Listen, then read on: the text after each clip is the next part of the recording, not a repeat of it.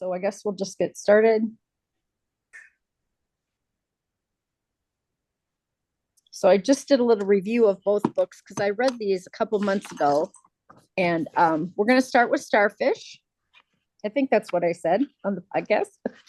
That we'd start with that one first. And I always kind of like to start with a thumbs up or a even or a thumbs down just to kind of see where people were with the book. How did you feel about Starfish? Yeah, yeah, me too. I was really moved by it. Like it afterwards, I thought a lot about it. Now I listened to it on audio, and if you did too, this book is in verse. So it's completely written in verse in the actual hard copy of the book. So you might not even have known that as you were listening, but it definitely has a rhythm to the language. And if you happen to go into a library or bookstore, you might want to take a look at it just to see what the difference would be from reading a book in verse as opposed to listening to it on audio. But I went out and did a little Google search of this Lisa Fipps, and boy, she's a character. She's really funny online. She's got an interesting website, and she wrote 11 random facts about Lisa because I couldn't think of a 12th one. I hate to fold and hang up clean clothes, but I begrudgingly and with a lot of complaining do it anyway. I alphabetize a lot of things because I hate wasting time looking for stuff. I keep a list of many incorrect ways people have spelled my last name, 34 to date. I love dogs, especially pugs, even though they shed a lot and snore. I love learning about all kinds of things, especially other people in life in other states and countries. My elbows ache when I sneeze. Weird, huh? I enjoy watching TV shows and movies in languages I don't know that have English subtitles. Ants, crickets, grasshoppers, spiders, and snakes creep me out. And these each have a little explanation after. I'm not going to read all that, but I love art. Even for years, though, I thought I'd become an artist, but then I had an art teacher I didn't like, so I quit art and took creative writing. A boy I had a crush on was in the class and said, "You're a really good writer. Can I have a copy of your poem?" Swoon. And that changed everything. By the way, the poem was about him, but he never knew. Still doesn't, unless you go tell him. I have a very eclectic taste in music, which means I like to listen to just about everything. I collect rocks everywhere I go. I find an interesting one and then bring it home to put in jars with all the others to remind myself of my travels. My favorite is a white rock from Nice, France. Yeah, she's a character. But she did do she has won 13 awards, including the 2022 Michael L. Prince Honor Book Award, and the novel in verse was selected for 45 state award book lists. And her second novel came out, it's called Boom, in May of 2024. I haven't looked that one up yet, but I would assume it might also be in verse form. What else? Starfish has been translated into a bunch of other languages, and she currently lives in Indiana, but has lived in Texas. So, Janet, hi.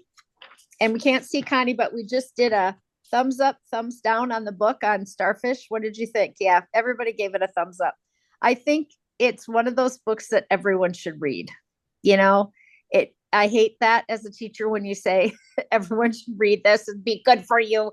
You know, that's the last book you ever really think, you know, you want to read because you're like, why would someone tell me I have to read it? But it just says so much about how fat phobic we really are in America. And we are fat. I mean, definitely we are fatter than other countries. So we've got this obesity epidemic going on, which is not good for our health. But there are plenty of fat people who are very healthy, and plenty of skinny people who are not healthy at all. So, you know, I did have someone come up to me this weekend and say, you know, I know we should never, ever, ever comment on someone else's body, but I know that you've been working on a weight loss journey, and I just want you to know that I can tell, you can really tell that you've noticed. And that always feels really good, right? But from the perspective of coming from my daughter, who is so fat positive, so body positive. She would say that was an inappropriate comment for someone to make to me, to praise me for losing weight when you could just praise your body for doing the things that your body can do it, right? Like, so there's this, I have this push and pull with her, because she is just like, my body does amazing things every day, and I just happen to live in a bigger body. And so, yeah, tell me your thoughts. What did you guys think about this book? How did it hit you? It made me glad that I never have to go back to middle school. Oh, Amen. Amen. Oh, that's funny. Yeah. Yeah. Yeah. I agree with what you're saying about how fat phobic we are, but it also hit me because when I was young, I was the skinny, oh, you don't eat enough to keep a bird alive. Oh, and I just think we shouldn't do that to kids. Right. I Yeah, just think any kind of comment like that really stays with you. it does. Mhm. Absolutely. Mhm. Yeah, it broke my heart, the things her mother said to her. Oh my I goodness. know. Oh, God, Yeah, just was that- painful to Yeah. read those things. That really But it struck wasn't me. hard for me to believe that a mother could be, there are mothers out there saying that, right? Absolutely. And Yeah. Mhm. they see their daughters getting bullied, and then they want to help them lose the weight so they don't get bullied anymore, instead of maybe working on the other side of that issue. I don't know. What about you, Janice? You were going to say something. No, I have two teenage girls, and I have three kids, but two girls. And it's just, that just was so heart-rending. I mean, just heart-wrenching for me to read that, how she was treating her, talk. And I know she meant well, right? Like, but boy, that had to hurt, right? As a kid. Yeah. And kids are mean, Yeah. and our school has a unity, a day every year, and everybody wears orange, and it's a big, unity, no bullying. That's a big thing, in our school. So I can appreciate, always hits hard when you hear about a kid being bullied. Yeah. But I don't think that there are any kids in the world that haven't been bullied or haven't had kids be mean to them. We have this all, positive, but we're not instilling at a young age this empathetic, sympathetic, caring culture with young students. Like, I know that you have developmentally, they have to go through like some of that, but I think you just talk to just about anyone and they have memories of kids being mean to them, really mean. Right. Yes, yes, definitely. Then we also have this mother who is just getting it all wrong over and over again, just getting it so wrong. Well, thanks goodness she had her dad that was supportive in every way. He was so supportive of her. And I love that she had a swimming pool and could just be, float and be a starfish. I just thought that was great. That was cool. Yeah, that concept of being able to take up space is so important to remind people of any size, of anything, of any like things that people tend to bully about. Taking your own space is so important, especially with just mean people. Yeah, I agree. How about the family that moves in next door and then becomes just, they just see her for her, and she's got this little friend, and yeah, I loved that she had them. And I found that the humor in the book helped keep it readable, because Yes. otherwise it could have been such a sad story that your emotions could just get so knotted up, you know. Right. But she even had a sense of humor about, you know, things, which is a little bit of a typical overweight person is the comedian, right? We have a Yes. little bit of that, Yes. you know. Hi, Right. Brandy. Hi. We started Sorry, a little I'm late. Nope, we started a little late too, because not everybody was getting on, and I think there's a couple more people still coming, but we all gave the book a thumbs up. Where were you at? Thumbs up, I love down, it. middle? I love it. I'm gonna read it to my two youngest. They're 10 and 12. There's just so much to take from it. And ironically, I haven't started it yet with them. My youngest is a little girl, and we would call it picked on when we were young, right? I guess Mhm. now it would be labeled bullied. Mhm. At a book group that I do with kiddos in our neighborhood. And she's never been called names. She didn't know what to do that. And she was like, why? Why would you say that to me? And they're like, oh, well, we just say that to ugly people. So it just continued to escalate. And she's really, really cute. And I know the kids that were bullying her feel that way about her, right? They like her normally. um Mhm. and so, she cried about it. She talked to her dad about it and me about it. And then I think she was with another friend. Well, she got more of the story of what had gone on that day before she was with these kids. And it was interesting. It like started to make sense in her little brain that those boys had had a poor interaction with another friend, and now they were lashing out. And these boys, they're from Ethiopia, and they come with baggage. Just even though they came as 3 and 4 year olds, there's deep baggage. And when stuff goes wrong, they act out. And their mom had just recently told me about this. And so it was fascinating to watch her mind work through this. She's sad, she's angry, she's hurt. And then to step away a few days later and hear the story of what had gone on that day for the kids that were being mean.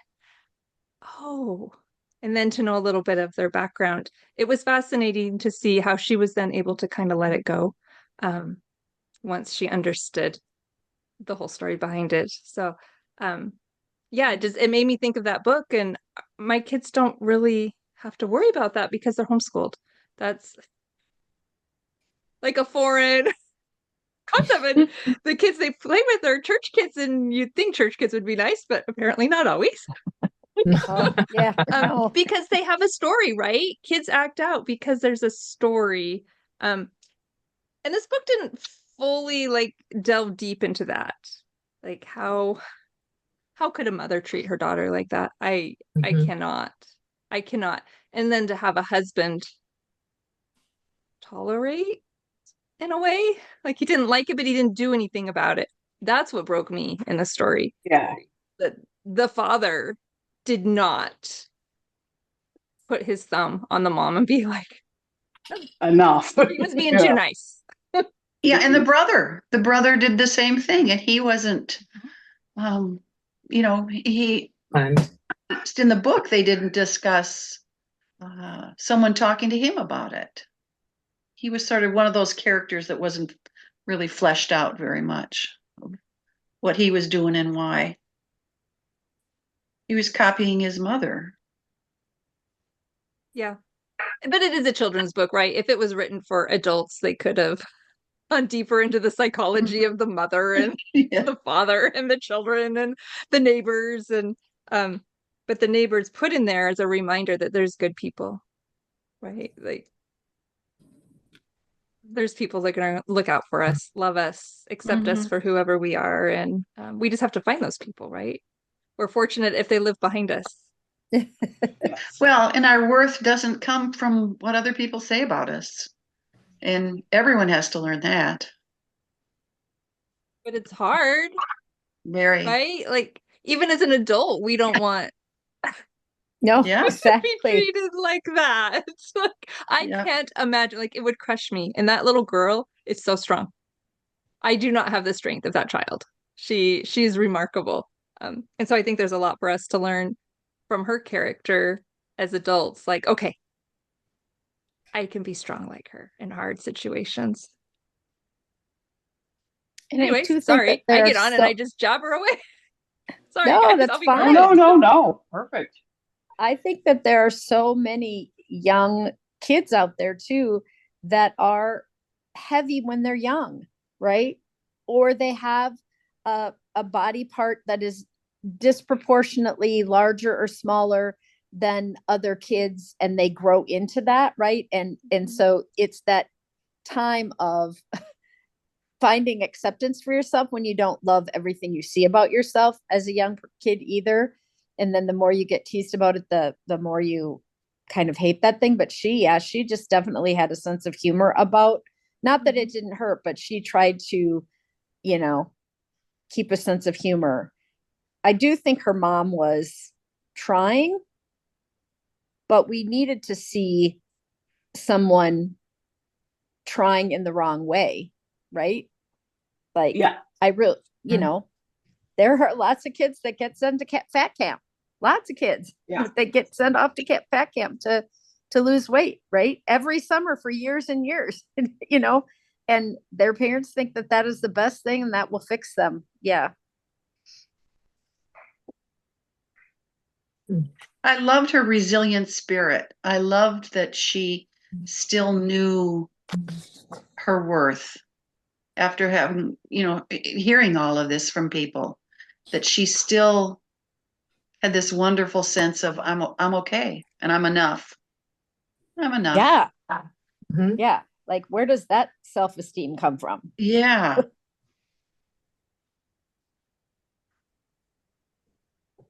I mean, Yeah, as I much have as to we agree. as Sorry, we go can ahead. all think that we are learning to have self-acceptance or whatever. Yeah. Mhm. Yeah. I don't read a lot of young adult books. I taught and I have my master's in reading. So during my master's, I had to read a lot of young adult books. But I just felt like this one, when it was done, I thought about it afterwards a lot. Like it would come back, maybe you would see some young kids or whatever. And then immediately I would be thinking about the book and how it had affected me. Yeah, I really felt like it was. And the whole thing where you get a nickname as a young person that can hang with you forever, even though it's a very negative nickname, right? And she goes to the birthday party and then forever after. Yeah. Yeah, I Definitely a kind of book had. that should be in schools. It needs to be implemented as a curriculum piece. Sorry, Christine. Oh, no problem. I was just going to say I had kind of. I'm still big. I've always, even when I was smaller, I always was breaking my head, regardless of what my weight or measurements would be. It's just, and it is even as an adult is difficult. And yeah, definitely the she would be pretty if she just lost some weight. That kind of thing is definitely something I heard throughout my adolescence into college and all of that, kind of thing. So it really did resonate a lot with me. And like I'm the fifth of six children. So I had older siblings that I went to school with. And not that my sister was not being mean, and I used to always kind of laugh it off and say she was just jealous, but my family name was Chrissy. Well, when we were younger, we had some relatives that couldn't pronounce it. And so one of the little girls would say Tissy. Well, then my sister flipped that as I started to grow a chest and called me Titsy. So, which was fine when it's at home, but we were in school. She was a senior and I was an eighth grader, and she yelled it down the hallway in front of everyone. And to say I felt about an inch high at that point was not understating it, So it's definitely those little things that people do, and they're being affectionate or they think they are, and they don't realize the impact, because in their head, oh, it's just her nickname. Oh, it's just this. It's just that. And it's like, well, for you, it's just that. For me, it's a little bit more. It's like, it definitely, for me, I wish I had as much confidence as a child as she did. It took me a very long time to gain my confidence and self-worth, so it is definitely something I would have liked to have had as a child, something like this to read, to feel seen. So how do you gain that self-worth? Like, I can only see you from the neck up. I don't see you as a big person at all. Same with you, well, Corey. And I'm not. I know you say that, but I don't see it at all. You're beautiful. Yeah. You're both stunning to me. So how do you did you see yourself one way? For me, It's a I had good to get. camera I have. angle. Yes. For me. Yes. Like, yes. If I have it down a little further, I'm a fairly big busted and I look wider. So when I set up the iPad, I would absolutely make sure that I'm not sitting back so far that you're seeing me look wider on the camera angle for me in that moment, right? So I definitely, when I first started podcasting, have a certain distance. And not because I don't see people all the time in person, but yeah, I definitely I get wider from here down. Yeah, mine's my waist. I actually have a very tiny waist, but I have very large hips.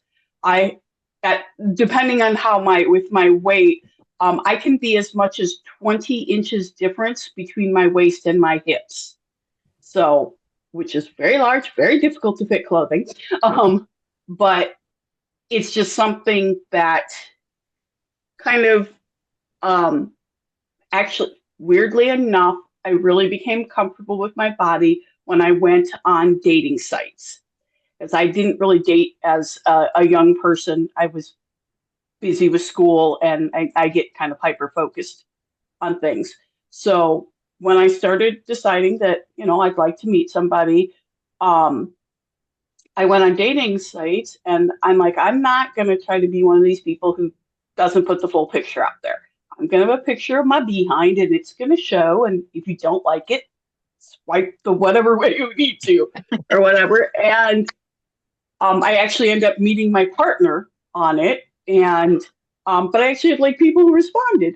A lot of pervs, yes, but then also a lot of nice guys too. And that kind of made me realize, oh, wait a minute. My view of myself and the world's view of myself are really different. And that was part of me adjusting, plus therapy and stuff going on along with it, was a way for me to see myself differently. It's really cool. That's a really cool story. But it breaks my heart because I see you as who you are. I'm never judging people by their body size. And so it just crushes me that people just feel so torn up and so put down by what their body looks like. That it's just a body, right? It can be completely broken. Yeah. We can miss all of our limbs, but our spirit is what is so important. And that's to have a read of a child. Yeah. Like, oh, yeah. Yeah. Sorry. It makes me emotional. No. Reading the book was emotional.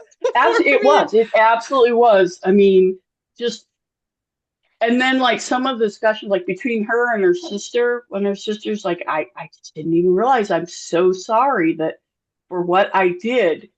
That was really cool. Like that was really cool. And of course, both friends, her friend that moved away and her new friend from next door, were just so neat that she was able to do that. And then I also thought it was kind of interesting when they kind of go into the jealousy factor between the friend that moved away. She's like, oh, wait a minute, you've got this new friend, and kind of was like, are you never, are you going to abandon me now, kind of thing. And that dynamic took a little bit to build, and I really liked that as well.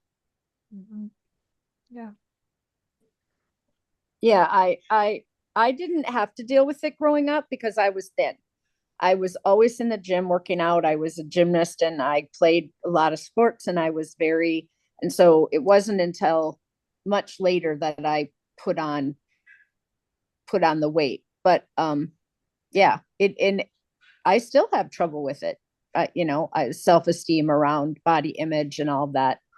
And then I raised a child who is just all in on body positivity, and she's bigger than I am, and she just walks around in the world and is completely all like, my body can do great things, and no one should be judging it. I don't judge. She's just, and I don't know where that comes from, because and we've talked about it, because I said, I didn't raise you this way. She's like, I know, Mom.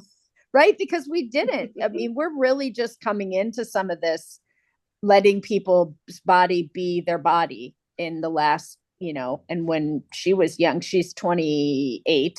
So when she was younger, that was not something that we weren't discussing, like, you can love Like now, yourself right? the way it is. I mean, we were, but not around body image. We weren't really ever talking about body image in that way when she was little. Well, I think for young people, go ahead. Go ahead. Oh, I was just going to say, unfortunately, fat phobia is still one of those things that is semi-accepted. Like, okay, I don't know how to criticize anybody, so I'm going to call them fat, and everybody accepts that. It's like, no, they're a bad person. They make bad choices. Their size has nothing to do with it. Yeah. And so that, I think, is a problem still. I think one person that's really helped that out is Lizzo. I mean, Absolutely. She is proud of herself. And And she I'm can fascinated go. by her. She moves and she owns her body. She is out there doing the things she wants to do. And I think she has helped immensely, that it, to show young people, men and women, that it doesn't matter. You can move and do all these wonderful things you want to do with any shape. Janet, who is that? I don't know who that is. Lizzo, she is a singer. Is she from the Twin Cities, Corey? Mm-hmm. Yeah, she's from Minneapolis, St. Paul. She's a very large woman, and it does not stop her. She's very young, and she's won all kinds of awards for her singing, and extremely, she just it's like she would wear things that Taylor Swift would wear, only she's a bigger person, and doesn't bother her. Yeah, and she's an amazing musician. She plays instruments very, very well. Loudest. She's that's right. She does play the flute. Yeah, she does. Yeah. She's been on Saturday Night Live and some of those things, but she's fairly new breakout artist in the last probably 3 years, maybe. I'd say a little bit more than that, but not too much. Maybe 5. Yeah. Her. We all need to learn from her. Like, that's Yes. amazing. I'm gonna have to look her up. Yeah. She was able to play one of the former president's flutes. Like it was like 100-year-old flute. She went to the Library of go. Congress and played it. If you Mhm. watch that video, it is Yeah. amazing. She is so cute. Yeah. She's just glowing. Hmm. I love it. Yeah, I think she has helped. I want to be confident like that when I grow up. I think I went to her concert with one of my daughters. She took for my birthday, she wanted to go to see a Lizzo concert. It was really fun. And she is proud and beautiful and loves her body. And she has dancers that look like her, that are beautiful, and they're and I even think she has songs about her. I can't think of them right now, but songs about her body, and this is who she is, and love all of me, and I think definitely is a great role model. Mm-hmm. Yeah, for sure. Mm-hmm. Okay, well, we have to move on to Sipsworth because it's 7 after 8. Okay. And so if you didn't read Sipsworth or haven't had a chance to, we're going to just move on to the second book. I got a little thing off the internet about Simon Van Booy, which I think it's interesting that we have a male author writing from a female point of view. Best-selling author of more than a dozen books for adults and children, including Illusion of Separateness and The Presence of Absence. He's the editor of 3 volumes of philosophy and has written for the New York Times, Financial Times, Washington Post, and the BBC. His books have been translated into many languages. Raised in rural North Wales, he currently lives in New York, where he is a book editor and volunteer EMT crew chief. And this is the story of Helen Cartwright, an elderly woman who returns to the English village of her childhood, Westminster Crescent, and it's kind of a slow start. It's kind of a slow burn, and you're like, what is happening? And I almost thought I wouldn't like the book because it started a little slow. And then you get this character that comes into her life, and all the reveals that happen kind of in the middle of the book and toward the end about who she actually is and where she came from and what is happening and her grieving process that she's been going through, and had kind of given up. So tell me what you thought. Did people like it, or was it just kind of hard to get into? Yeah, thumbs up. Okay. Yeah. I really ended up enjoying this. I have a bit of a fear of mice. I'm not a fan at all. I get really overly distraught at the thought of mice. And my daughter spent a lot of time at a barn. And we went to a horse show once, and she brought home mice in her saddle bags when she brought them in, we think, because we were at a show all day, and then she had food and snacks and things in her bags and took them to the basement and opened them up to air things out. And next thing we knew, we had mice in the house. And we spent several days living on the bed in the bedroom because I could not walk around my own house. It was terrible until we got them caught. So when the mouse is introduced, I was like, oh, I don't know if I can read this. I don't know if I can handle it. And then it just turned into such a, I don't know, kind of a romanticized version of just a love story. And these people who come into her life who then care about the mouse as much as she does, which I just think is lovely if you're an animal lover at all. So tell me what you thought. It was sweet. It was so different. Sorry, Janet, go ahead. Well, I understand why it was so slow going in the front part, because they wanted you to feel that slowness of her life. which was like, oh my gosh. So I told Corey, you know how last time you guys were telling me about how you could speed up the dialogue? Yeah. So I thought, wow, I sped it to 1.65. It's like, I got to get through this. So Yep. she was real speedy after I sped it up. Yep.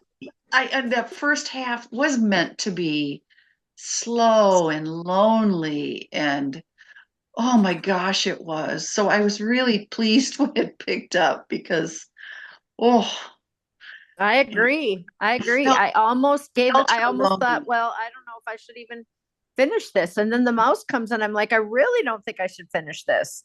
And then it takes such a turn. It just takes such a turn for, all these revelations, and you find out, about her past, and, she's this brilliant doctor, and then she meets these quirky neighbors. It was, very A Man Called Uva, where you get into that character of someone being just grieving, really going through a grieving process, missing her husband and son. What else did you guys have to say? I loved how it gave her the will to live. She was done. She was ready to lay down every night and not wake up in the morning.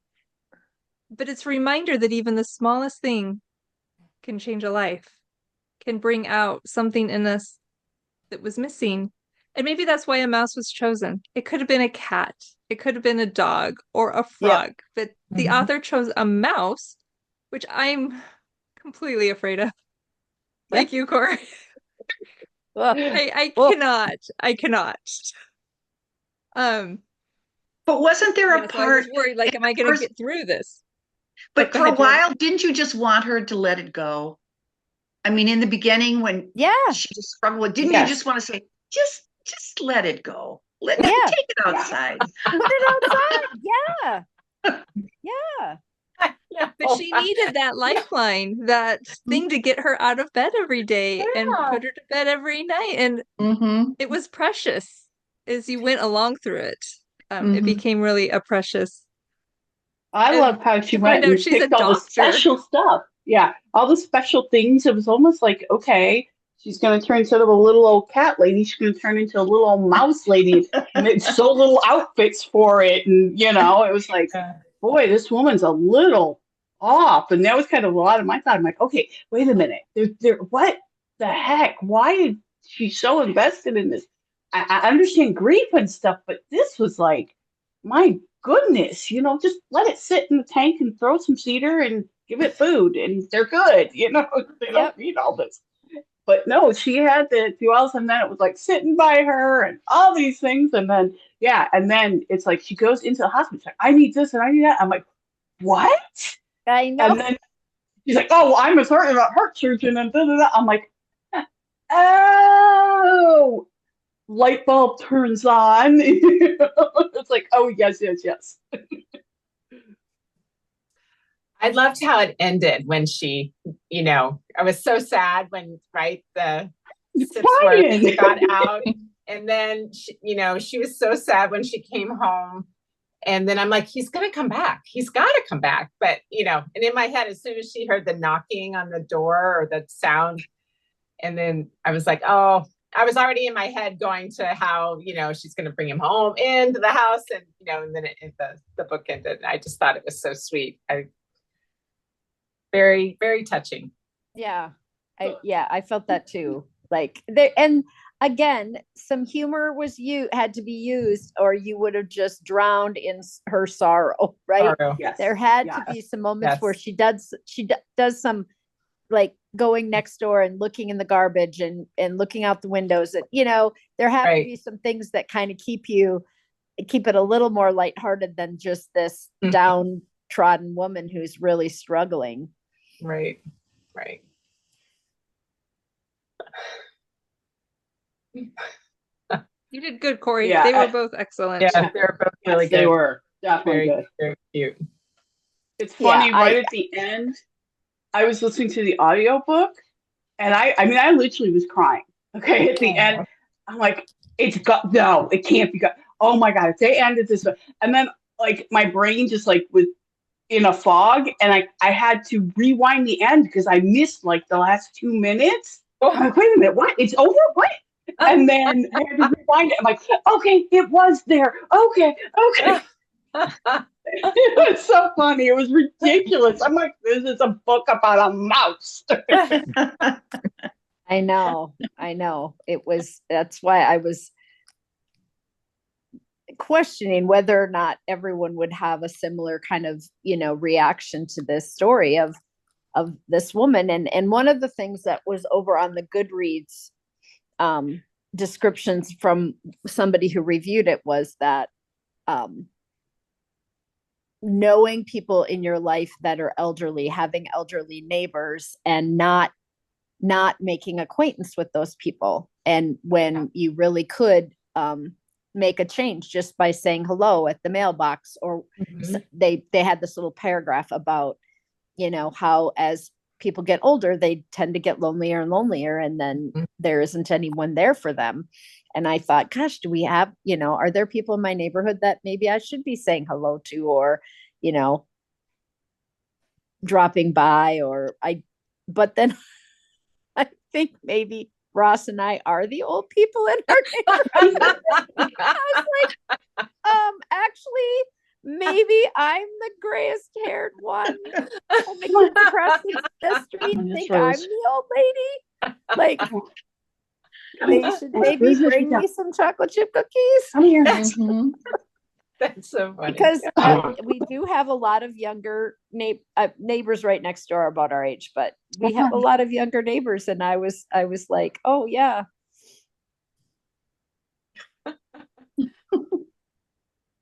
That just might be me here already in my early 60s, that other neighbors who are in their 40s. I think 60 seems really old when you're in your 40s, it can seem like really old for your neighbor. Like, you wouldn't necessarily make friends with your 60-year-old neighbors necessarily, because like, our kids are grown and they're all still, some of my neighbors are still raising their younger families. And so it's not like you'd reach out and say, oh, let's do things together so our kids can be together, right? Which is what you did when they were younger. You would do those things. So anyway, it made me laugh because I read that thing, and then I was like, oh, I wonder if we have older neighbors that I should be.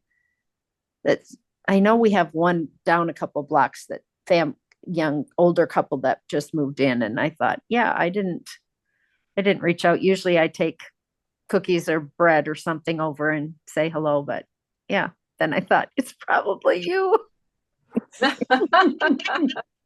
Weren't you? Was everybody as surprised as I was by the fact that she was like a renowned Yes doctor? Like, that just came as such a shock. I was, there was no foreshadowing for me on that one. Like, I don't think that there were little hints or drops of anything that would have told us that was true of her past life. Well, I also like the fact that it wasn't important. Like, they said it, but they didn't delve into it. It was just sort of, oh yeah, that's part of the story. It didn't become a big part. It was like, oh, that was her past. And I kind of like that it didn't dwell on it. And like the librarian and her son, and then the hardware store worker, like, they didn't know that she was this world famous cardiologist. She was just a friendly lady at the hardware store, or, that came in. They were being friendly to her regardless of who she was. And I thought that was just, they were being kind. So I thought that was nice. I have to leave, Corey. I don't want to, I have to drive kids to activities. So if I shut my button off, so thank you. Glad you could stop in. Absolutely. It's no problem. We're not going to go much past 8:30 because I have to go finish editing. I'm uploading the interview, but I have to finish editing the part that I recorded today in between times. So if I want to get them up before midnight, they take forever sometimes too. Yeah. To edit. So it was nice to see you, Janice. Thank you. We're West Coast, and so everyone's got basketball practice and piano lessons and all that stuff. So I have to do my driving duty. So bye everyone. We'll see you. Bye. Janice. Bye. Bye.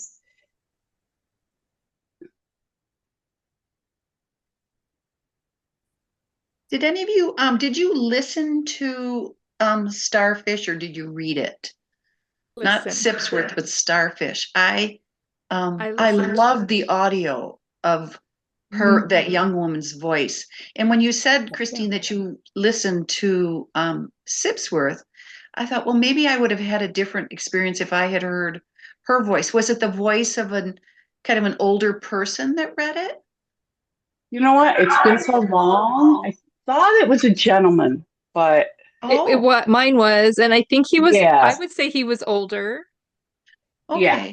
Interesting. Mature. He definitely had a mature voice. I couldn't put Yeah. an age to it, but it wasn't a mature male for mine. Yes, I would agree. Oh, interesting. And it was good. He did an excellent reading of it, especially with it being a grandma. Mhm. I guess for me, it made it that much better that it was coming like a lovely man retelling the story of that he had learned as a child or something. He did an excellent job with it. Yes. I was gonna look up and see if the male narrator was the author, but mine was a woman. And did you all listen to the audio for Starfish? I did. I did. And was it a wish I young would have woman? read it in verse. I didn't know it was in verse until after I finished. Because I didn't even look. I just got it as audio. Someone recommended it on Instagram, one of those book talk people. And I don't think they said too much about it. And I had just put it in my queue and it just came up. And so I didn't do any research beforehand to find out that it was actually written in verse. So I'm thinking about going to the library and looking at the verse just to see how it was written. Well, the one I listened to, it was a young woman's voice, and it just made the book. It was fabulous. Yeah. Yes. Really Yeah, I love believe I had audio. the same narrator.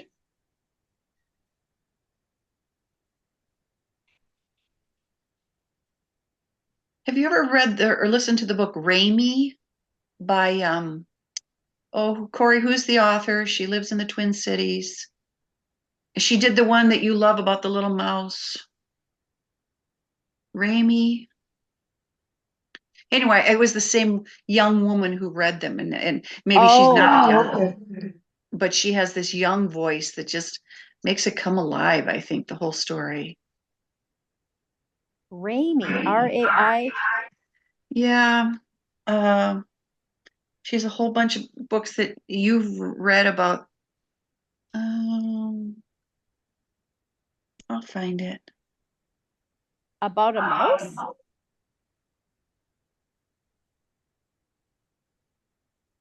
I can't imagine that I've read other books about mice.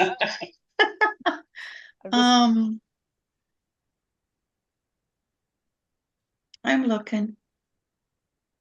Oh, by the way, I just heard a review of the second book, but it's the second one. Orbiting Jupiter, is that the second one or is that the first one? Oh, no, that's the first one. Okay, whatever the second one is. Laura from the Knit Girls read it. Okay. She was reading it for her library. She said it wasn't as good as the first, but boy, did it make her cry again. Okay. So, but she said it was good. Did you recommend The Girl Who Smiled Beads? Did you talk about that one? Okay, I just listened to that one. That's a definite discussion book. I was out in the garden. I'm like, "Where's Corey? Can she come over? I need to talk to her. I have feelings." Yeah, definitely. That was tough. The book was tough. It was really Yeah. hard. Yeah. Okay, the person I was thinking of is Kate DiCamillo, who wrote Because of Winn-Dixie and The Tale of Oh. Despero. She Ah. wrote one called Rainy Nightingale, and I think it's the same woman who reads that. And she just has this incredibly expressive voice.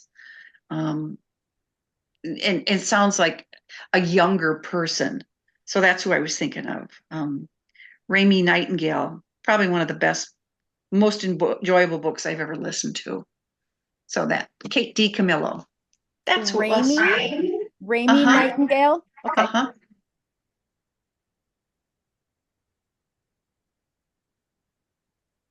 Do you know what we're reading next?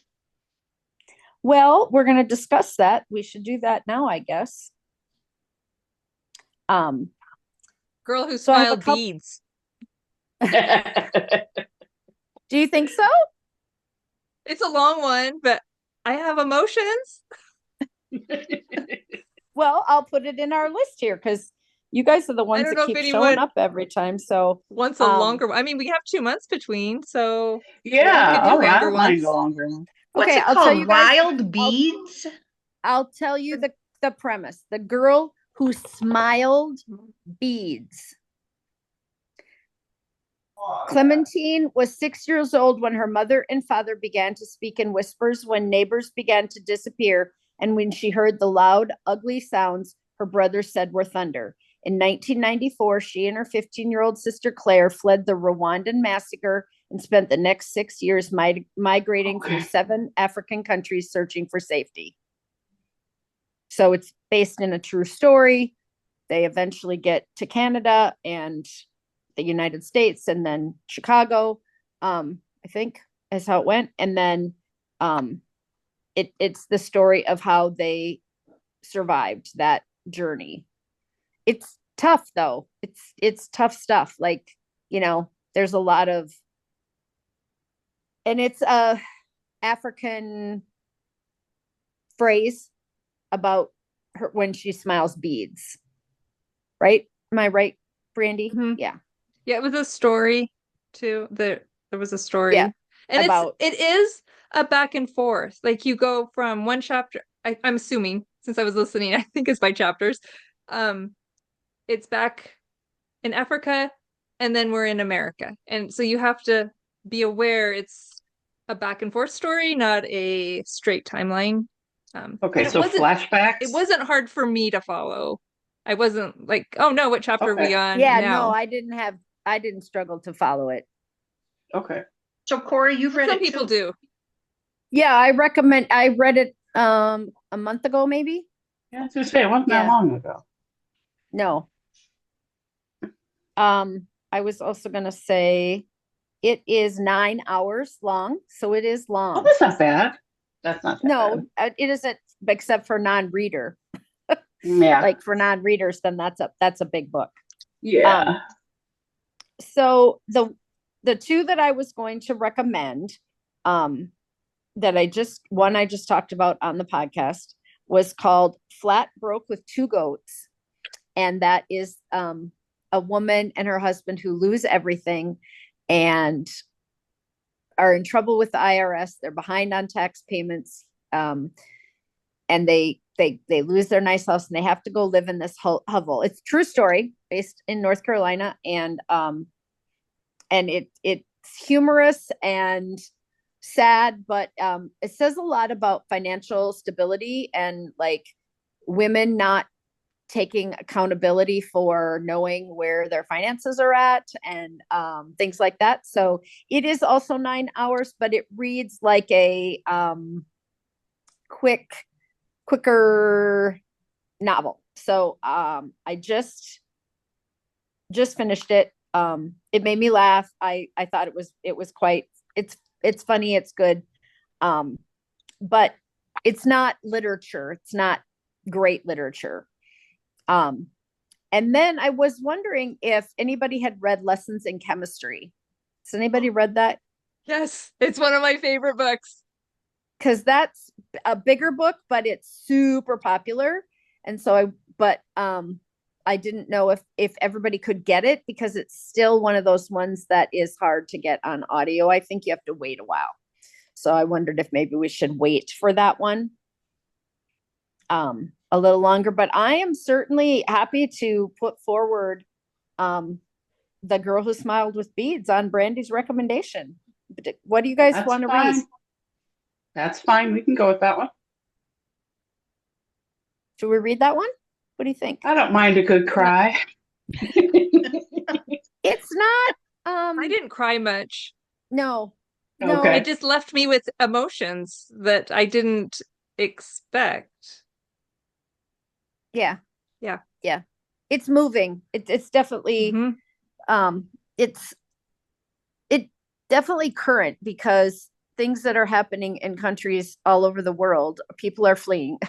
And it tells their story. So if anyone hasn't read a story like that, where they're fleeing unrest and losing family members and things, and trying to reunite with people,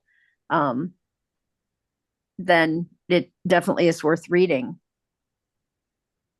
But I have If been you guys don't trying to mind 9 hours, if that's not too long for everyone. That's not long to me. Thanks. 9 is This fine. is good. Thank Okay. you. Yeah, then we won't discuss it more tonight. We'll just put it on our.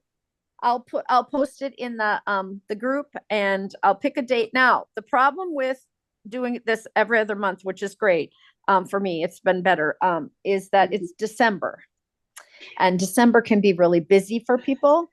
So would it be better for me to move it toward the beginning of December a little bit, so that it's not, where, I don't know.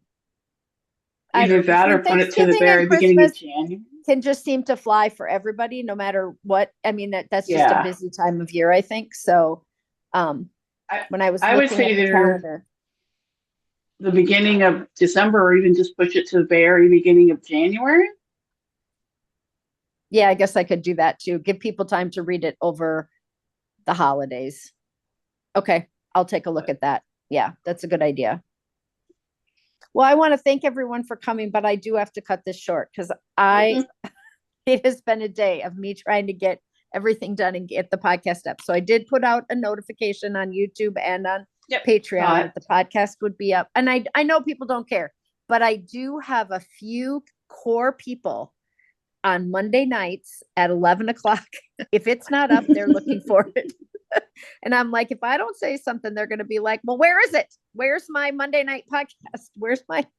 And so I wanted to make sure that people knew that I was editing in Ryan Beck content and trying to get those clips put together and talk about that. And then I interviewed Lisa today and got hers uploading. So at least that part's done. So I've got a couple hours of editing to do and uploading. So Hi, Marlene. We never even got to say hi to you tonight.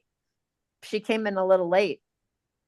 Yes, I was super early and logged in early, and then I had to go. I had the dog trainer here, so. Oh. Did you enjoy the books, or did you have a chance to read them? No, I wanted to see what people had to say about the books you choose, because that's definitely not the genre that I'm used to reading. Yep. I'm a fantasy person. Yep. So witches,